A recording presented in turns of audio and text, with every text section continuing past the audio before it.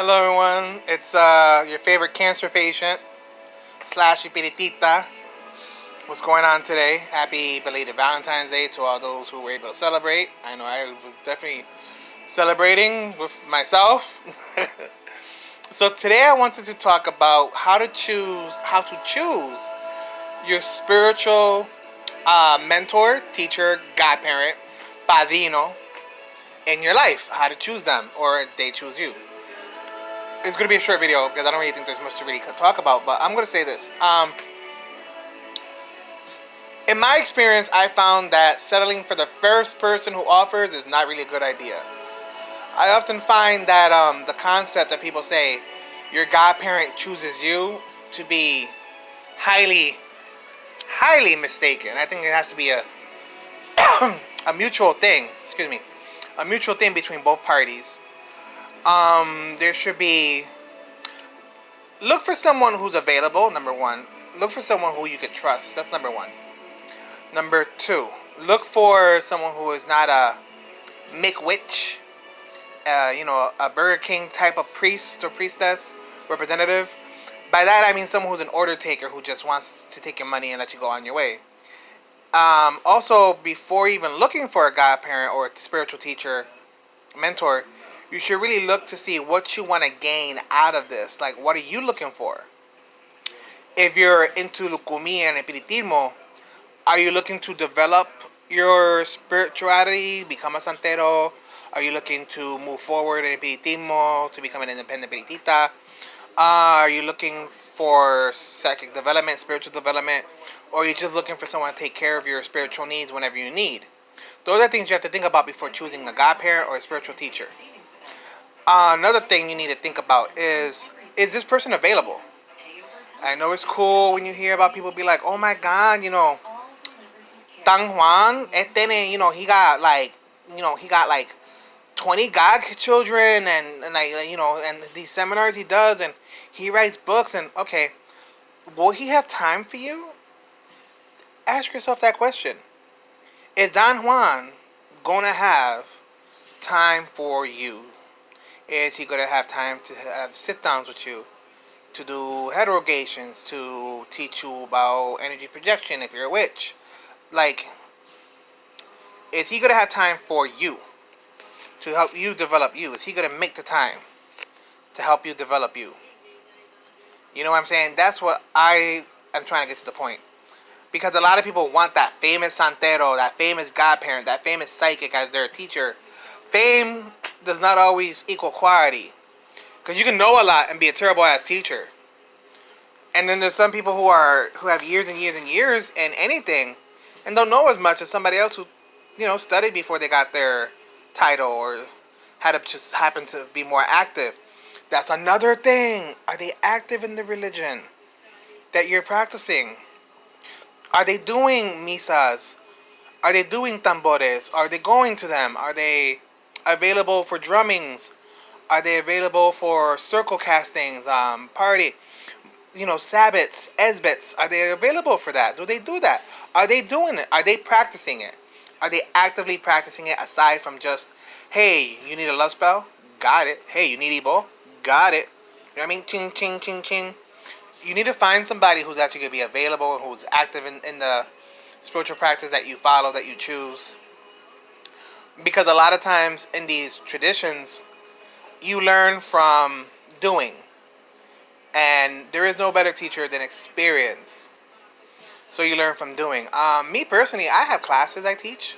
And then when I get hired to do things, I see who's available to help me out. And I ask the client, hey, you want some healing work done? My student is currently learning this particular subject matter. Is it okay for them to join or just shadow me? Is it okay? You know what I mean? And don't expect them, and if you do stuff like that, like help out, don't expect to get paid. I've been told very many times by godparents that the hijado, the godchild, the student, does not get a paycheck. You're there to learn and to help, and that's why you don't get paid. The payment is in the experience and in the learning. So that's what I was told. And so there it goes. Another thing. Do you trust this person? Do they have integrity? Do they have honor? Because there's been situations where you might pay for something and you might not get what you paid for. Buyer beware. I know some people have paid for e-veggies separately from their locum, and the veggies were like $1,000, and they were not given the proper clothing. I mean, they were given like the proper setup and everything, but not the proper clothing, stuff like that. Are you sure this is quality work that you're paying for, like getting quality knowledge? Another thing before entering the house or coven or whatever you want to call it, the ile in Lukumi, what are you getting out of joining? Are you learning the prayer, the mayumba? Are you learning the basics? Are you going to learn anything? What are you trying to get out of it? Again, it goes on to what you're trying to get out of it, and how active is this person. Um, Another thing will be, can you trust this person? Because being a spiritual teacher, a spiritual mentor, a godparent, padrino, amada santo, apada santo, is being a good counselor and a good friend. I know a lot of people say that they keep the friendship side separate from the godparent side. How? How? People come to you for counseling, and it's supposed to be. They always talk about how it's a profound relationship, like sensei and student in martial arts. But like, how do you keep that separate, and why do you keep that separate? Why would you like? I know that there's a respect level thing. They should respect you like a lot. They shouldn't be like, yo, what up, my nigga? Like, if you're a godparent, you should be like, yo, you know, bendición padrino, like, you know what I mean? Like, respect. There's that aspect of it, but like, if they come to you with personal problems, and they don't want a reading, they just want to vent, is this person going to listen? Like, is that godparent going to listen? Are they going to offer advice, or is this just going to be like, well, I can give you a reading after you already spilled your guts out to me? Are they going to be honest with you about things? You know what I mean? This boils down to that person's character. And there's nothing wrong with doing background checks either. Like, I know it's hard to do background checks because you got to find people who know them and stuff like that. And, you know, if they take you to places, be like, so... And this is tricky, this is tricky because you're going to go to people and be like, what do you think of Don Juan? Like, is he a good santero? Like, and most of the time people are going to be like, yeah, until you have a complaint, and they're going to be like, well, you know what? I didn't want to tell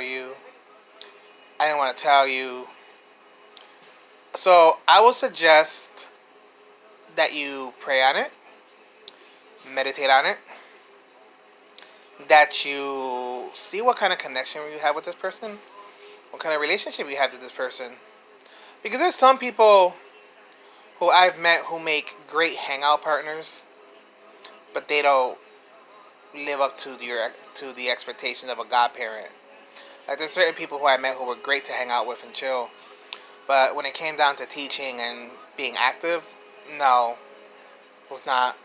No, it really was treated as a which type of religion, like a McDonald's.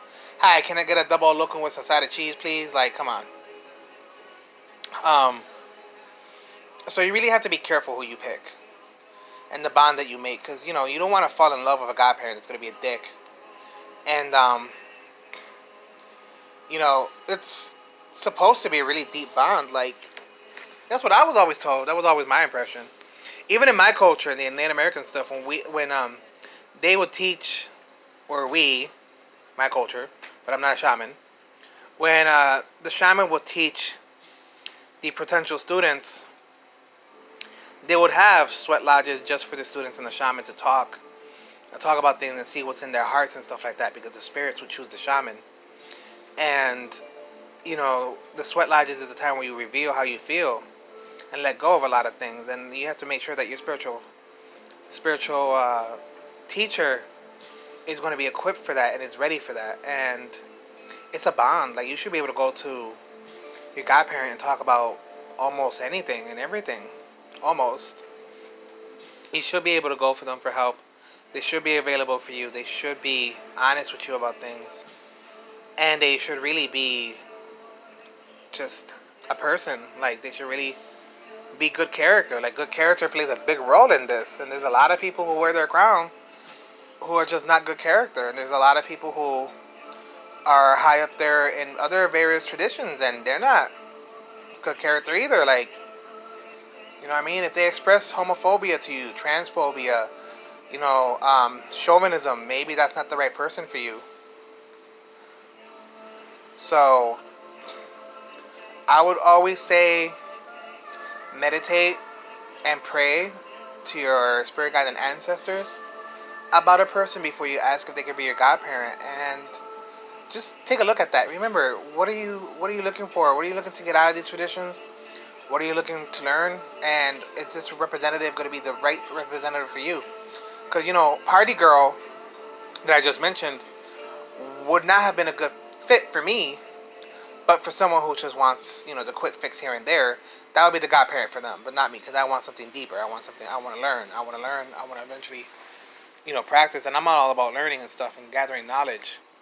So that wouldn't be a good fit. And I need someone active. I need someone who wants to do misas. I need someone who wants to do tamboles, or at least wants to go to them and take me. And that's what you need to think about too. Like, are they gonna take you? Are they gonna are you gonna be incorporated, involved? Are they involved?